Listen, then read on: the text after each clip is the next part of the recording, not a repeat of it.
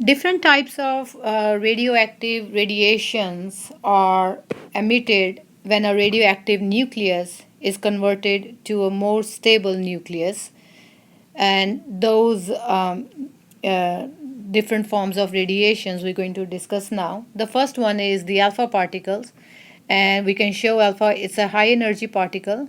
You can show it like just the sign alpha, or helium uh, with +2 charge and a mass number of 4. So you can use one of these symbols to represent alpha particle, which is a radioactive particle, or I should say, when the unstable radioactive element breaks down, it can emit these alpha radiations. Now, another type of radiation is beta particle, and it's also a high energy electron. You can write down this Greek letter beta, or you can write down E electron with the -1 charge, but the mass is 0. It has a negligible mass compared to the proton. Positron, positron can be shown, it's also known as an antiparticle of a beta particle. Why? Because you write down the letter E, but its opposite in charge is +1, but the mass is still 0. Or another way of writing is you put the beta letter and put the positive sign on that. Gamma rays are high energy radiations. Now, gamma rays, these are easily penetrating rays, easily can penetrate in your body too, and because they have negligible mass and charge. Now,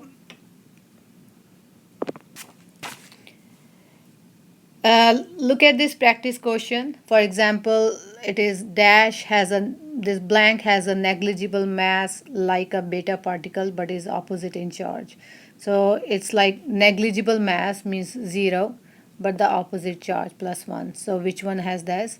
A positron. So C is the answer. Now, how do we write down these nuclear reactions? Nuclear reactions basically shows the radioactive decay, where an unstable radioactive nucleus emits radiation, forming a nucleus of the new composition. So, and while writing these nuclear reactions, we have to make sure that the sum of mass numbers and atomic numbers must be equal on the both the sides. And alpha, beta, gamma positron emission means these particles are emitting out on decay of a nucleus. So let's look at this practice question. So which species complete this nuclear reaction? We have polonium, and polonium is breaking down to form one stable nucleus and also emitting this alpha radiation. So here, this is the atomic number 84. Then atomic number has to be same, the sum of atomic has to be same. So if it is 84, here also for these two it has to be 84. We have 2 here, that means we're going to put 82 here. And on the top mass is 218, so we have 4 here, that means I have to write down 214, because 214 plus 4 is 218.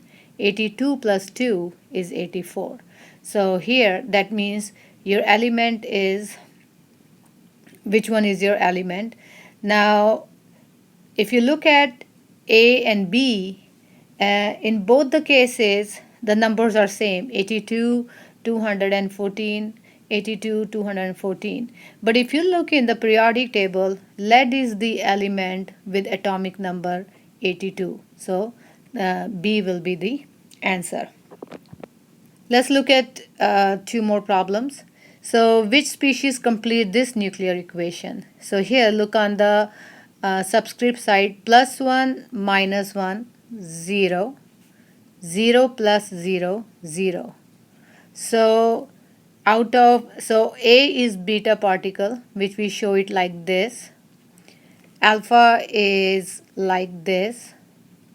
Positron is like this, and gamma is like this.